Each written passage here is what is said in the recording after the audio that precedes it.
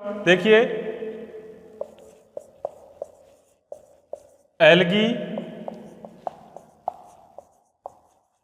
Lichens and bryophyta. Algae, lichens and bryophyta. Algae को हिंदी में क्या बोलते हैं? शैवाल। एल्गी को हिंदी में क्या बोलते हैं? शैवाल। ठीक है। लाइकेंस को सेवाक। ये हो गया आपका सेवाक। शैवाल, सेवाक एंड ब्रायोफाइटा।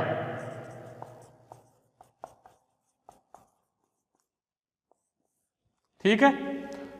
ये बुक स्टार्ट करें, एल्गी, लाइकेंस एंड ब्रायोफाइटा। शैवाल, सेवाक और ब्रायोफाइटा। अब देखिए आज हम सबसे पहले इस बुक में एल्गी पढ़ेंगे।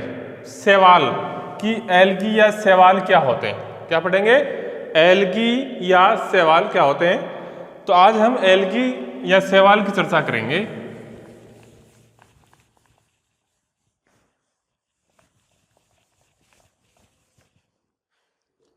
अब देखना किसकी चर्चा करने वाले हैं? एल्गी, शैवाल। अब देखिए आपने शैवाल देखे होंगे, किस प्रकार के होते हैं, क्या उनकी प्रकृति होती है, क्या उनका आवास होता है, कौन से उसमें फूड स्टोरेज होता है, सेल वॉल किसकी बनी होती है। तो नॉर्मली हम एल्गी या शैवाल कहाँ पर देखते हैं, यानी आपको ये चीज़ कहाँ पर मिलेगी? अधिकतर जो जहाँ पर जल एकत्रित रहता है या गिल्ली मिट्टी होती है वहाँ पर ये चीज़ आपको देखने को मिलेगी। ठीक है। तो आज हम इसके इंट्रोडक्शन देखते हैं। इसके इंट्रोडक्शन के बारे में बात करेंगे तो इसमें सबसे पहला पॉइंट है कि एल्गी का आवास क्या होता है, कहां पर ये मिलती है, क्या इनकी विशेषताएं हैं। ठीक है। तो एल्गी एक थैलोफाइटा का समूह है।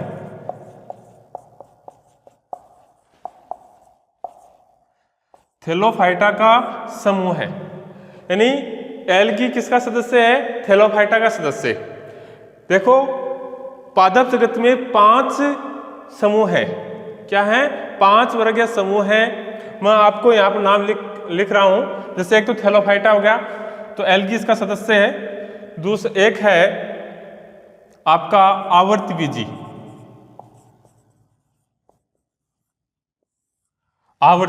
एक है अनावर्तबीजी। ठीक है। एक है आपका ब्रायोफाइटा। ठीक है। एक है आपका टेरिडोफाइटा।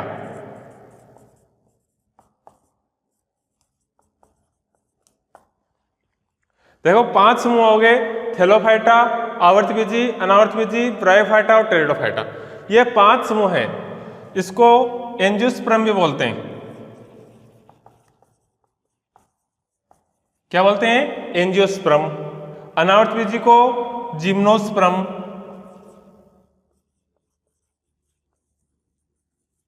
ठीक है। तो अब देखिए 5 समूह हैं, इसमें 5 विशेषताएं क्या होती हैं? देखो आवर्तबीजी एंजियोस्पर्म प्लांट्स कौन से होते हैं? देखो आवर्तबीजी एंजियोस्पर्म प्लांट्स वो होते हैं जो हम जनरली हमारे आसपास के वातावरण में आपको देखने को दिखाई पड़ते हैं या देखते हैं। जैसे खेजड़ी है, बबूल है, नीम है, ये सब क्या है? आवर्तबीजी प्लांट्स हैं। इनकी विशेषता क्या होती है? इनके बीज के ऊपर क्या पाया जाता है? आवरण पाया जाता है। इनके बीज के ऊपर क्या पाया जाता है? आवरण पाया जाता है। जबकि इनके बीज के ऊपर आवरण नहीं पाया जाता। इनके बीज होते हैं नग्न होते हैं।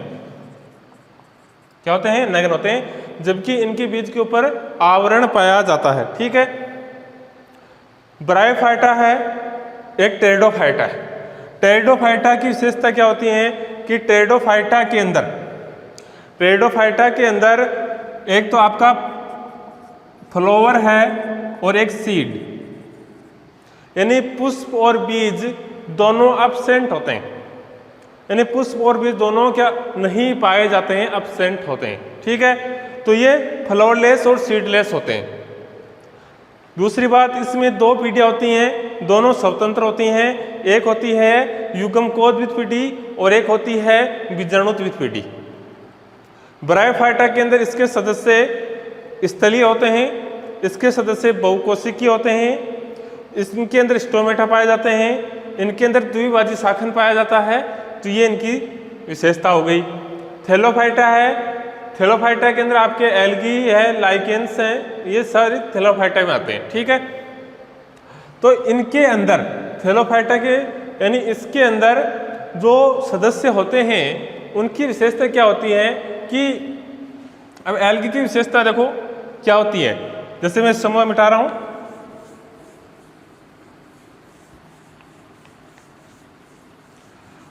अब ये तो बात होगी, हमने पांचों समूहों की बात कर ली कि कौन कौन से समूह होते हैं। अब एल्गी थैलोफाइटा में आती है। ठीक है, तो एल्गी का इंट्रोडक्शन क्या है, इसका परिचय देखिए। एक तो बात ये होगी कि ये थैलोफाइटा का सदस्य है। दूसरी बात होगी इनकी विशेषता क्या होगी कि इनके सदस्य जड़, तना, पत्ती रहित होते हैं, साथ में सरल प्रकार के होते हैं, साथ में स्वपोषी होते हैं, साथ में पर्णहरित युक्त होते हैं। देखो, एल्गी के सदस्य जड़, तना, पत्ती रहित होते हैं, सरल प्रकार के होते हैं, स्वपोष्य होते हैं, पर्णहरित युक्त होते हैं। ये इनकी विशेषता होगी। पहली विशेषता क्या होगी कि जड़, तना, पत्ती रहित होते हैं, सरल प्रकार के, स्वपोषी प्रकार के, पर्णहरित युक्त होते हैं। ठीक है, इसके बाद में जैसे एल्गी है तो एल्गी शब्द एल्गा शब्द से बना है। एल्गा शब्द लैटिन भाषा का है। किस भाषा का है? एल्गा शब्द लैटिन भाषा का है। ठीक है, इस एल्गा शब्द का अर्थ होता है समुद्री खरपतवार। समुद्री खरपतवार। एल्गा शब्द किस भाषा का है? लैटिन भाषा का है। इसका अर्थ क्या होता है? समुद्री खरपतवार। ठीक है, दूसरी बात कि एल्गी है, इसको अलग अलग जगह पर अलग अलग नामों से जाना जाता है। एल्गी को अलग अलग जगह पर अलग अलग नामों से जाना जाता है। जैसे रोम में फ्यूकस, रोम में फ्यूकस, चीन में साओ।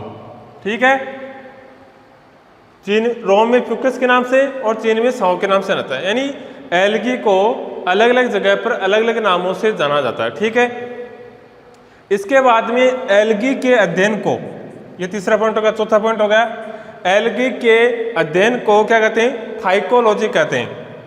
एल्गी है के अध्ययन को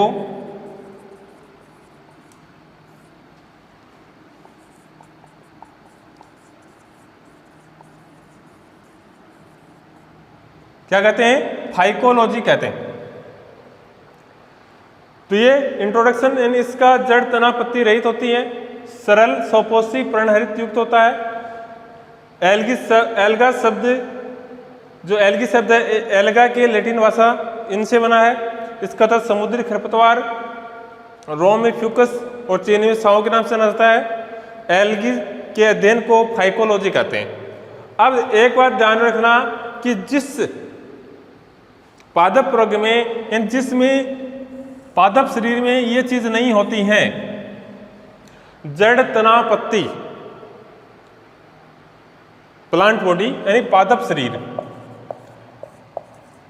पादप शरीर होता है, उसके अंदर जड़, तना, पत्ती ये 3 चीजें नहीं होती हैं, उसके पादप शरीर क्या कहलाता है? सुकाय कहलाता है। सुकाय या थैलस क्या कहलाता है? सुकाय या थैलस कहलाता है। तो जो एल्गी है इसका थैलस या फिर सुकाय की ये विशेषताएं होती हैं। एल्गी इसके थैलस या सुकाय की विशेषता क्या होती है कि जड़, तना, पत्ती रहित सरल सपोषी पर्णहरित युक्त होता है। तो ये बात ध्यान रखना कि जिसके अंदर जड़, तना, पत्ती होती हैं उसको थैलस या सुकाय कहते हैं। जैसे ये जो आपको और समूह बताए थे, जैसे एंजियोस्पर्म है, जिम्नोस्पर्म है, टेरिडोफाइटा है, इनके अंदर ये चीज प्रेजेंट होती हैं, इसलिए वहां पर हम थैलस नहीं बोलते, वहां पर हम इनको थैलस नहीं बोलते, उन जो पादप शरीर को थैलस नहीं बोलते। क्यों नहीं बोलते? क्योंकि वहां पर हम पहचान कर पाते हैं या उसमें ये अंग प्रेजेंट होते हैं, जड़ होती है, तना होता है, पत्ती होती है, तो हम उनको आइडेंटिफाई कर सकते हैं कि भाई ये जड़ है, ये इनका तना है, ये पत्ती है। ठीक है, यहाँ पर रूट, स्टेम, जो लीव्स हैं वो आपको अलग से दिखाई नहीं देंगी। ठीक है, एक ही प्रकार की आपके पास में बॉडी होगी और जिसको थैलस या सुकाय कहते हैं। नोट कर लो मोटे तौर पर। देखो, नोट क्या करना है आपको कि सबसे पहले ये करना है कि एल्गी शब्द या एल्गी शब्द है वो लैटिन भाषा के एल्गा शब्द से बना है, जिसका अर्थ है समुद्री खरपतवार। ठीक है, उसके बाद में एल्गी थैलोफाइटा का सदस्य है। इसके सदस्य का सुकाय जड़, तना, पत्ती रहित सरल सपोषी पर्णहरित युक्त होता है। यह हो गया। फिर उसके बाद में एल्गी को अलग अलग जगह पर अलग अलग नामों से जाना जाता है, जैसे रोम में फ्यूकस, चीन में साउ। एल्गी के अध्ययन को फाइकोलॉजी कहते हैं। नोट कर लो।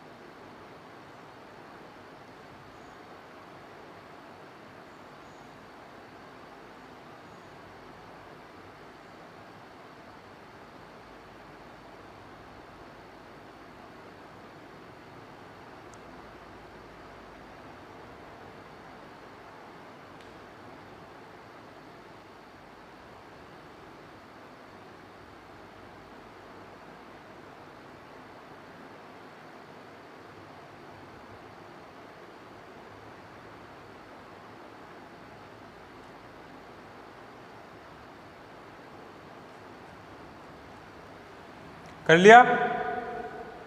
अब देखना, आगे बात करते हैं।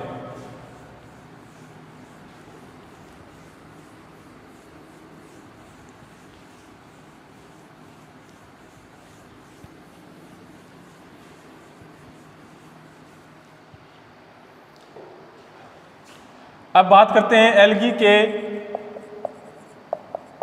विशिष्ट लक्षण। विशिष्ट लक्षण, कैरेक्टर्स के बारे में। अब देखो, पहला है कि एल्गी के सदस्य, अधिकतर सदस्य जलीय होते हैं। शैवाल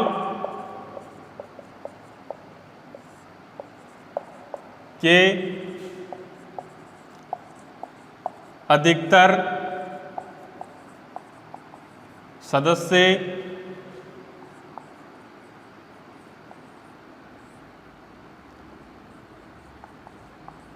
जलीय होते हैं। इनके अलावा जलीय, जैसे एग्जाम्पल में लिख देता हूं साथ में, जलीय जैसे जैसे तालाब है, झील है, झरना है, सागर है, नदी है। ठीक है।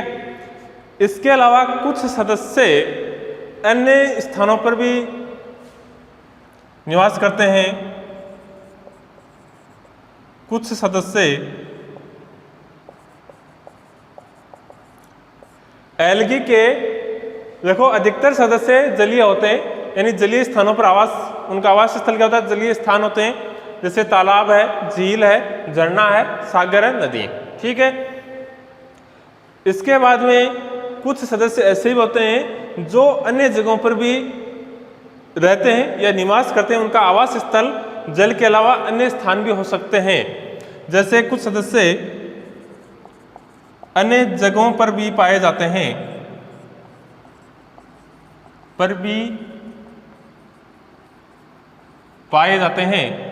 जैसे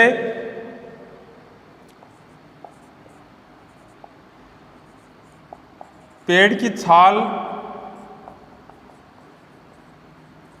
मिट्टी, पेड़ या पादप की पत्तियों पर,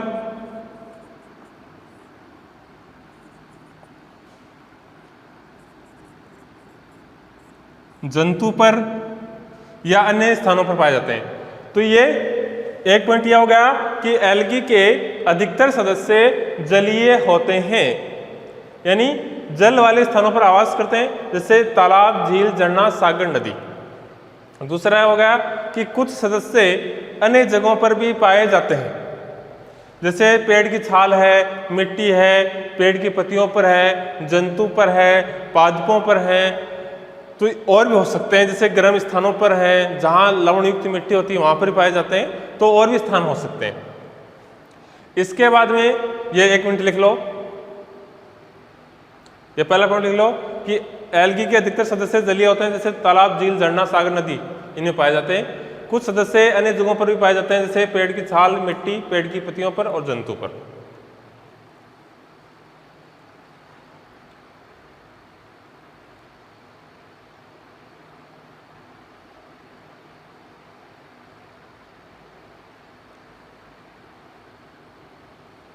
लिख लिया। इसके बाद में नेक्स्ट पॉइंट है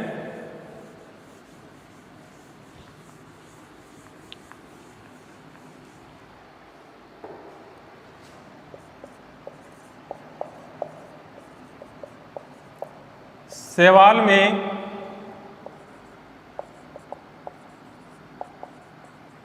मुख्य वर्णक क्लोरोफिल होता है।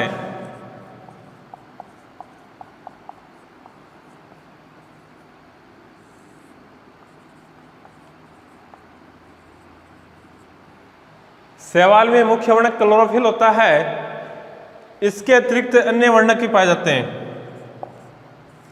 इसके अतिरिक्त अन्य वर्णक भी पाए जाते हैं। आगे हम पढ़ेंगे, वर्णक अलग से पढ़ेंगे, जैसे ज़ैंथोफिल,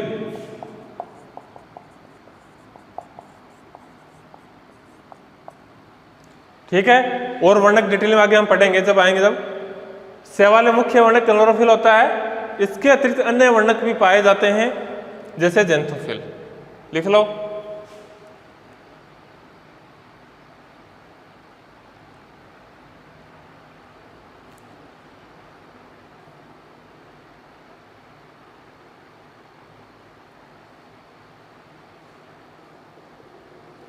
लिख लिया। अब देखिए नेक्स्ट पॉइंट देखते हैं।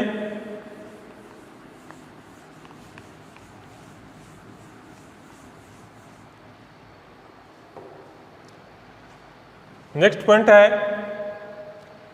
शैवाल में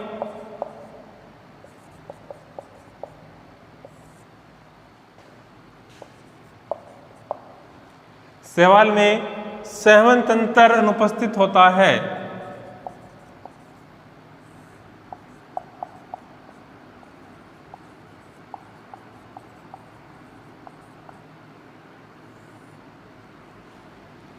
शैवाल में संवहन तंत्र अनुपस्थित होता है।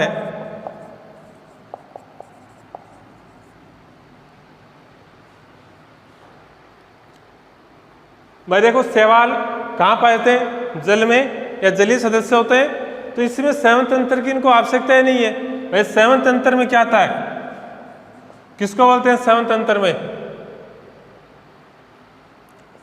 रंभ क्षेत्र जानते हैं? रंभ क्षेत्र, जैसे जाइलम,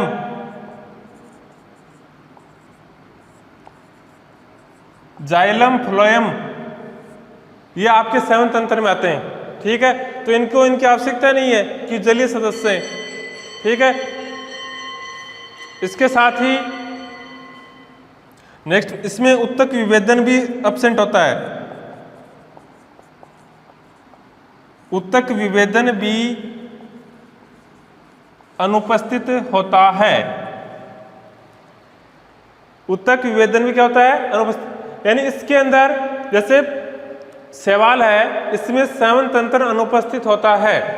क्यों होता है? क्योंकि इनको, ये जलीय सदस्य हैं, इनको संवहन तंत्र की आवश्यकता नहीं है। संवहन तंत्र में जाइलम और फ्लोएम आते हैं, जो जल को या पोषण को नीचे जड़ से लेकर पत्तियों तक पहुंचाते हैं। साथ में इसमें उत्तक विभेदन भी अनुपस्थित होता है, इसलिए इनका जो शरीर है वो क्या थैलोइड प्रकार का होता है। थैलोइड या सुकाय, किसका होता है? सुकाय, यानी एल्गी का जो पादप शरीर है वो सुकाय प्रकार का होता है, थैलोइड प्रकार का होता है। यह बात आपको पीछे बताया गया है कि सुकाय या थैलोइड या थैलस उसको बोलते हैं जिस पादप शरीर में जड़, तना, पत्ती नहीं पाए जाते हैं, उनको थैलस या सुकाय कहते हैं। तो इसमें ये आपका जड़, तना और पत्ती, ये तीनों चीजें क्या होती हैं? एब्सेंट होती हैं, इसलिए इनको थैलस या सुकाय कहा गया है। इसके बाद में जो नेक्स्ट पॉइंट है उनका कि एल्गी के अंदर संचित भोजन के रूप में कौन स्टोरेज होता है? तो इसमें संचित भोजन है,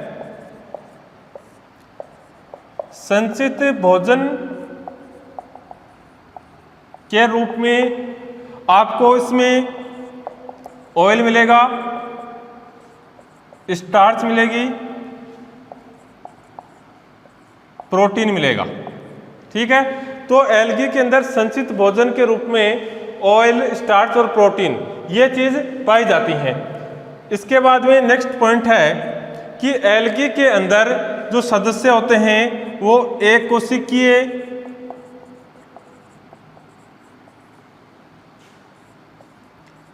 वह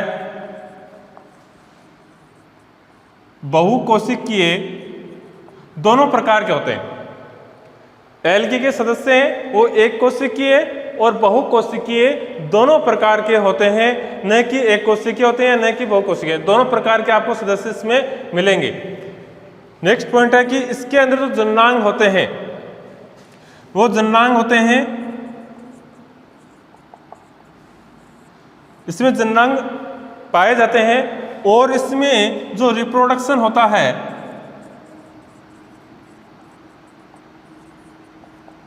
वो तीनों प्रकार का होता है। यानी एल्गी के अंदर रिप्रोडक्शन तीनों प्रकार का होता है। कायिक जनन भी होता है, अलैंगिक जनन भी होता है और लैंगिक जनन भी होता है, तीनों प्रकार का होता है। तो इस 3 पॉइंट हो गए कि एल्गी के अंदर संचित भोजन के रूप में आपको ऑयल, स्टार्च, प्रोटीन आदि मिलेंगे। इनके सदस्य एक कोशिकीय और बहुकोशिकीय होते हैं। एल्गी के अंदर जननांग पाए जाते हैं। रिप्रोडक्शन इसमें तीनों प्रकार का होता है, कायिक, अलैंगिक और लैंगिक जनन। इसके बाद में जो नेक्स्ट पॉइंट है, इसकी नेक्स्ट लक्षण है वो है कि इनके अंदर आधारीय और शीर्षस्थ कोशिका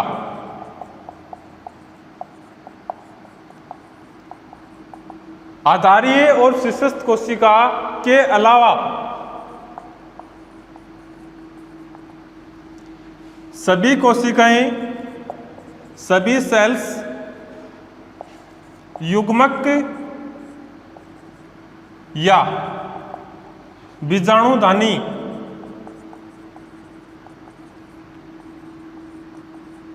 बनाने में सक्षम होती हैं।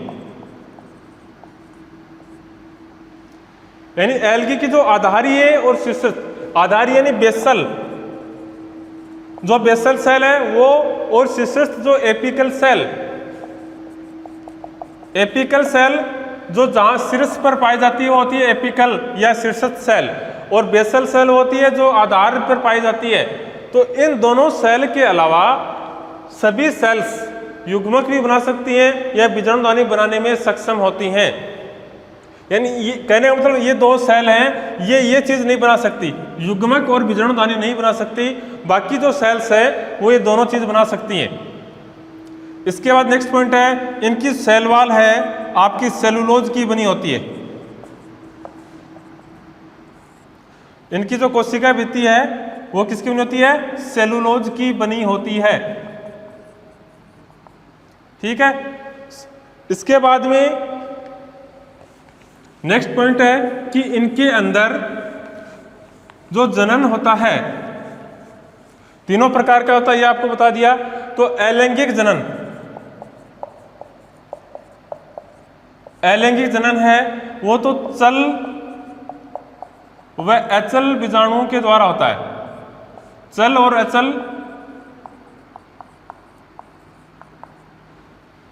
अलैंगिक जनन चल और अचल बीजाणुओं के द्वारा होता है, जबकि लैंगिक जनन, लैंगिक जनन इसमें तीन प्रकार का होता है। एक है समयुग्मकी, एक है असमयुग्मकी, एक है विषमयुग्मकी।